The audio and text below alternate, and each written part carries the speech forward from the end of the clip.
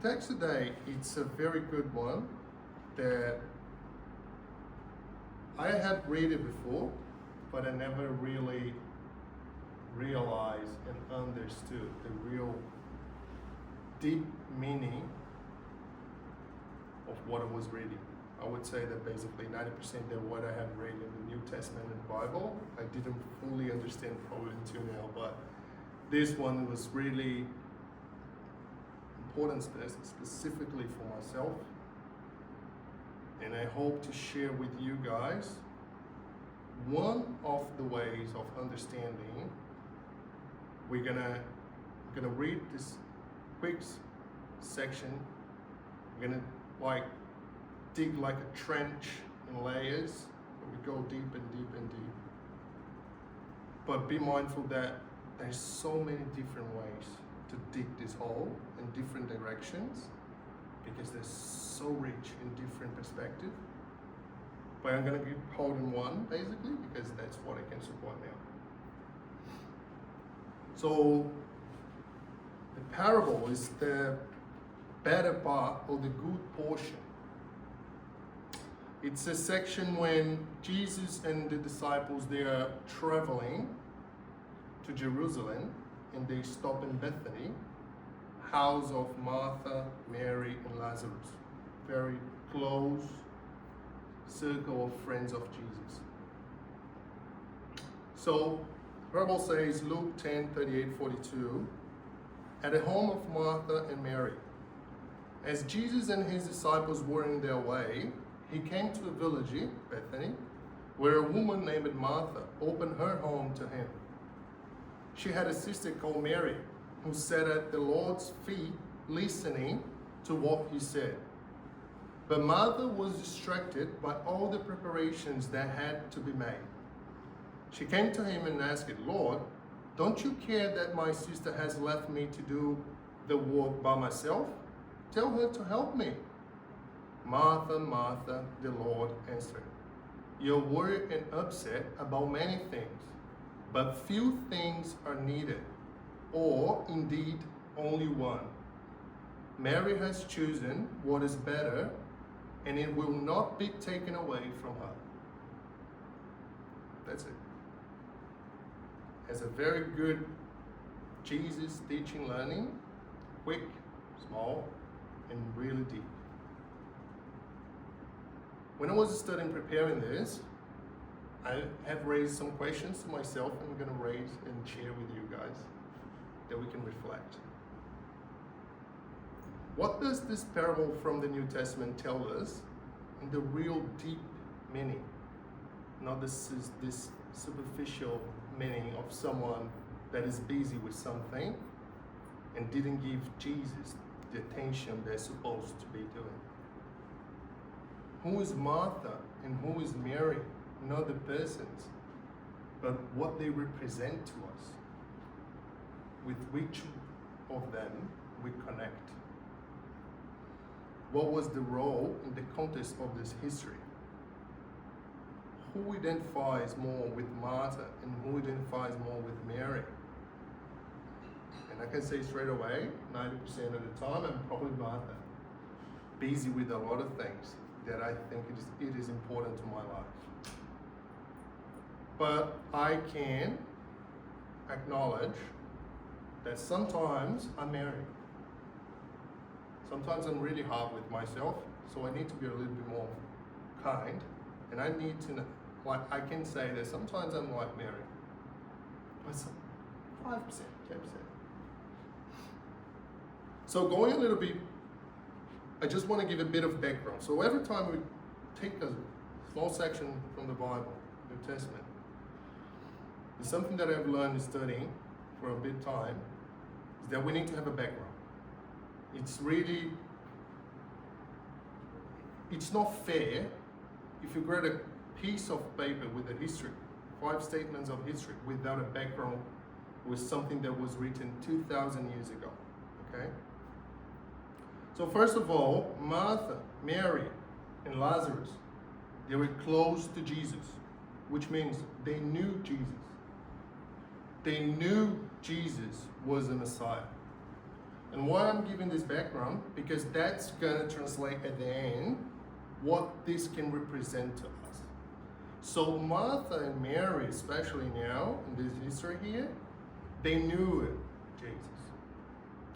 Jesus didn't have done the resurrection of Lazarus yet, that was before, but it was the circle of Jesus. They knew who he was. So when Martha chose to not listen to Jesus carefully that time, she already knew who Jesus was. All right? Another thing that I would like to remember, and please, let's not get in the idea to make any judgment about the role of the woman in the Jewish community culture, but we need to understand the position of a woman in a Jewish community in that time. The woman was responsible to take care of the house, to take care of the family. That's what their role. So when Martha, what I'm saying is, it's because when Martha is busy, she's not busy with something that is there in the living room. She's busy with her job. She's busy with her commitment, with the same commitments that we pretend we do every day with different things.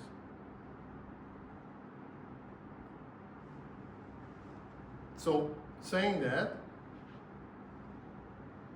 we'll get the point with the good portion.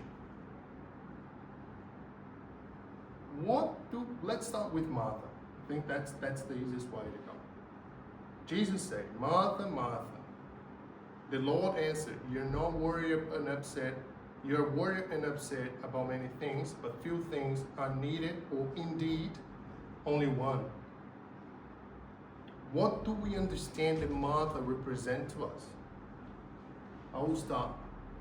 Martha represents us busy with our jobs. Who here prioritizes the job better? Who here? And all the questions that I'm making for you, I did for myself, all right? It's not specific for anyone here. It's for myself. Who here already reflect if they took 5% of the energy we have put in our job and put in anything else, family, price learnings, charity, we have been much better spirits, persons, as we are today. If someone from our work, doesn't matter what we work with today, if you're happy or not, asks something, we don't think twice to do it straight away. Why? Because they pay our bills? Yeah, fair enough. But there's a more of deep meaning in there. So Martha presents this for us.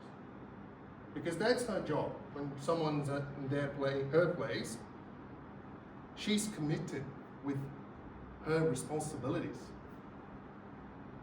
The accountability she holds in that, it's massive. Who is joining her family needs to feel welcome, needs to feel comfortable, needs to like the food. And that's what Jesus is asking her. You are worried and upset about many, many things, but few things are needed. So I talk about work. As I said before, I'm going to dig a little bit more. What about the church when we go every Sunday? Are we truly committed with Christ's learnings and teachings, or we are just going to tick the box to be a good Christian? What about the spiritual center Monday? Are we coming just to tick the box, to work a bit, or to listen whoever is giving the speech, receive the healing? But are we truly committed and paying attention, giving the true value of what Jesus is saying? Learning 100, 90, 80%.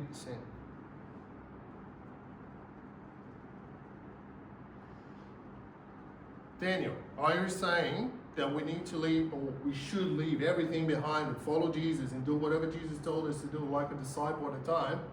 No, I'm not. But I'm not saying this, not because I don't believe it, but because we are not ready for it. We're not ready. Believe me, I'm the first one to say, I'm not ready. I'm not ready to leave everything behind and follow Christ. I'm not. There's, remember me, another section. The rich young something. He came to Jesus one day. He was really rich young man, and asked to Jesus, how can I have the eternal life? And Jesus asked him, answer him, follow the 10 commandments. That's already good, Jesus. I'm doing perfectly. Oh, you do? Beautiful. And now, you leave everything behind, donate everything that you have, and then you follow me. And then you may step back. Say, no, come on. Come on. You're not being real, yeah? So that's us at the moment. Let's commit what we can do, all right? I'm not saying here that we need to commit to be an angel. Jesus doesn't come to earth to teach us to be a Christ. He just came here to help us, to give a guidance, to go and move up one step at a time. The problem is, we have chosen for the last couple hundred, maybe 1,000 years, to stay in the same step. And that's what we're talking about, and that's what he's telling Martha at this moment. So the real question here,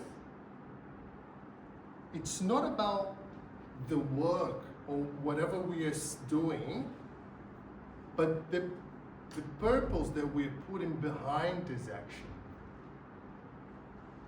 So my idea here, especially when I was studying it, wasn't to point fingers to myself or to anyone here that we are not doing what we are supposed to do.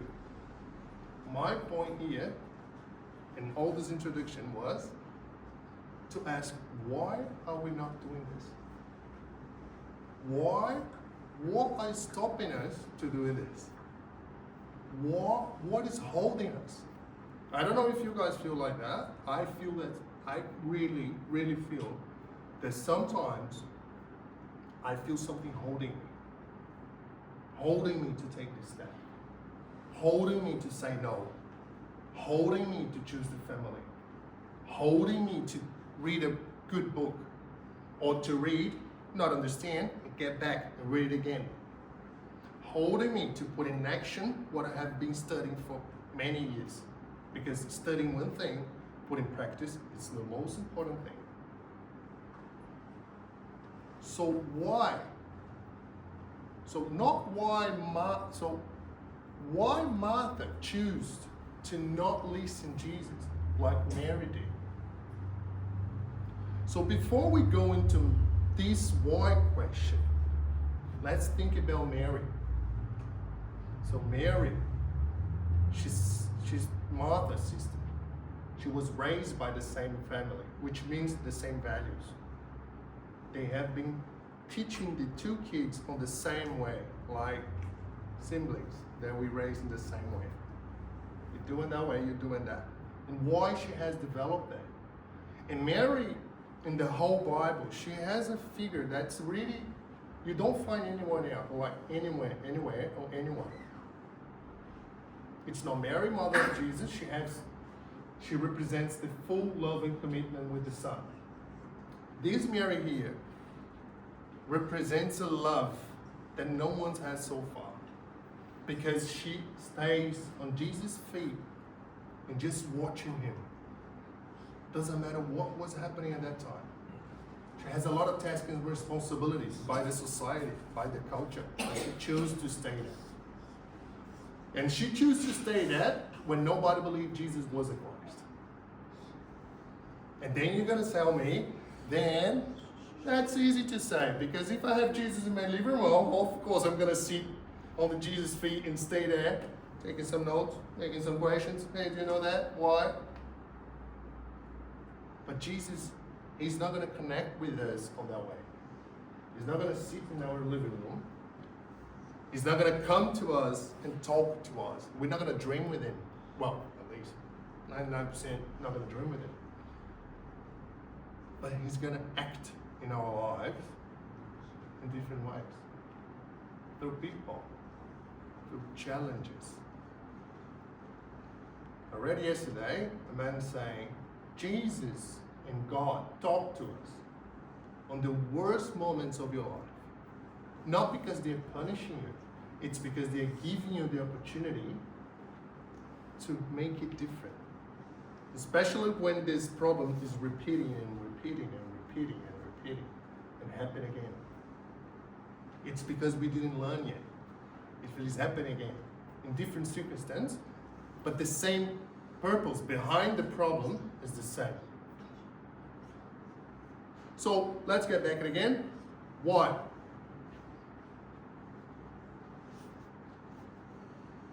I have 2 tips that I believe why we cannot do that. But the most important for me, I have 2 tools that I believe that we can access this why and finally make it turn around. Just make it clear, I'm not saying it's easy, because I'm trying to put it in practice in my life as well, in different departments, all right? First of all, self-awareness. Then, why self-awareness? What does that mean? The ability to access this inner priority, the thing that guides our choices every day. And Ângelis called this, in his books, central desire. That's something the obsessors, they use to control people. And that's why it's so easy. He shows in the books why. We can read, we can talk about these books for the whole day here. When you control the desire, you control everything. So I'm going to share my experience, all right? Because I need to be fair with everyone. My professional life, I'm being really honest with everyone here.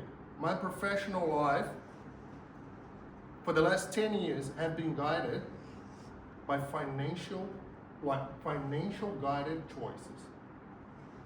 I'll be honest. I'm not doing what I love. Maybe I enjoy what I do today. But my choices until here were guided by money. I'm being honest. That was good in some way to acquire some things like I thought was important to me. But now, after a certain time, and God, He acts in our life through time, I started to understand that was my central desire. Behind a lot of things. Central desire, behind a lot of things. When I'm going to buy something to my health, I try the cheapest one. And why I choose the cheapest one? Because I'm money guided. When I'm going to go to a vacation, I didn't do exactly what I wanted. And I get frustrated. And then I eat more. And then I didn't do the exercise. And then I got an injury in my back. And then that going down and down and down and down and rolling down. Because my central desire was there. How I got this self-awareness? After a couple of years of therapy and spiritual and blah, blah, blah. But I need to sit down and reflect about myself. Why my life is going that way in this sector, in this area? Why I'm not happy? Why I'm so frustrated? Why I'm putting this frustration in food and eating too much? Why I'm not doing my exercise? Why I'm not prioritizing my family? What? So this self-awareness is the only way that I know at the moment. Maybe there's a better way. I don't know. To get at this point. And then get the second tool. Okay, self-awareness. I got it. I have this problem. What do we do with it? How we turn around? And then I will need to be a little bit rude here, and don't get me wrong, it's not me, I'm just going to repeat what they said. Question 909, Spirit's book, Kardec asked the spirits, moral law section, third part of the book. Can a person always overcome their bad tendency through their own efforts? Which means, can they turn around? And the Spirit's response, yes. And sometimes with very little effort. What they lack is the will. How few there are who truly make the effort. So I'm sorry, I'm already disappointed for a couple days when I understand this message. I got really frustrated with myself, but I'm sorry to say, to turn around, you need the will. The problem is, a lot of us, we have the will, but not to turn around. We have the will to keep feeding these tendencies. So maybe we didn't hit the base of the whole yet. And that's, again, it's not a comparison, all right? Everyone has his own tendencies and things to develop here. Everyone. God doesn't love Jesus Christ more than he loves us. And he doesn't love more because we are here in the spiritual center studying this, more than he loves who is in the jail and who just killed someone. He loves all on the same level. And that's the beauty. That's the beauty behind the things. And that's when I understand the really God's love. Because it's not romantic love. It's not this ideal love. It's the love to respect you saying, he's in this level. But if you want, he's going to step up a little bit. And Jesus Christ, which is probably in the 95% of level, he still needs 1% to go up. And a little bit, this one is a 1, and there you go. And that's why it doesn't have comparison. Doesn't exist, he's better than me, he's in another level than myself. It doesn't really matter. You don't know what he's passing through. The efforts, the wills that he put it in. So use this to inspire. That's what I'm trying to do now, all right? I'm not saying it's easy. Again, I'm just saying that's what we got.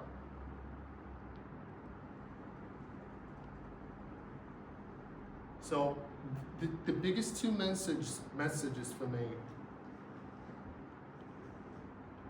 let us stay attentive so we don't look back and realize how many chances for growth we've missed. If we pay attention, we will see that Jesus doesn't speak to us directly or appear to us. He speaks through people, everyday situations, work, at home, distant parent, and very often through the challenges that we are invited to face. So when we create this sensitivity of being connected with these small things, and then we can learn from Mary and choose this better path that Chris is here all the moment for us, all the moment. And that's never will be taken from us. I know that we live in a material world, okay? I'm not saying that we should do a poverty commitment. That's not what I'm saying, again.